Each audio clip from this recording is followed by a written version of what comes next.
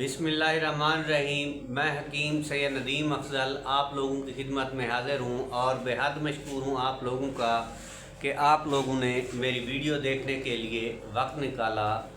नाज़रीन, एक बार फिर हाज़िर हुआ हूँ सौज़ाक के नए नुस्खे के साथ। बहुत ही आसान सौज़ाक का नुस्खा लेकर आया हूँ और ये जो नुस्खा है पुराने मरीज़ों का नुस्खा है। ऐसे मरीज़ जिनको सौज़ाक ख़त्म होने का नाम भी नहीं ले रहा या एक दफ़ा दवाई इस्तेमाल करते हैं फिर सौज़ाक की बीमारी जो है दोबारा जाग जाती है, तो इन लोगों के लिए जो है ये बेहतरीन और कमाल का नुस्खा है। बहुत ही ज़बरदस्त नुस्खा है और आला किस्म का नुस्खा है। इसकी जितनी मैं तारीफ़ करूं वो कम है। बहुत ही कमाल का नुस्खा है। पहले ही वज़न में जो है आपको रिज़ल्ट मिलेगा। आप महसूस करेंगे कि वाकई कोई मैंने चीज़ इस्तेमाल की है और ये मेरे लिए जो है फ़ायदेमंद होगी।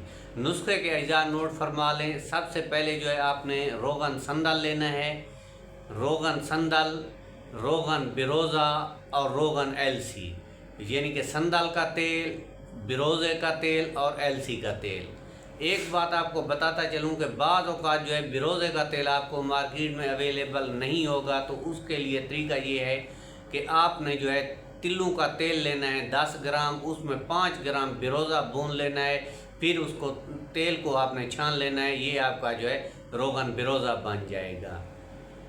इन तीनों तेलों को जो है आपस में मिक्स कर देना है। इसकी 10 बूंदें, पहले दौर में जो है पताशा उसको हम बोलते थे या तपाशा भी कहते हैं, वो होते थे, उसमें 10 बूंदें डाल के इस्तेमाल करनी है आपने।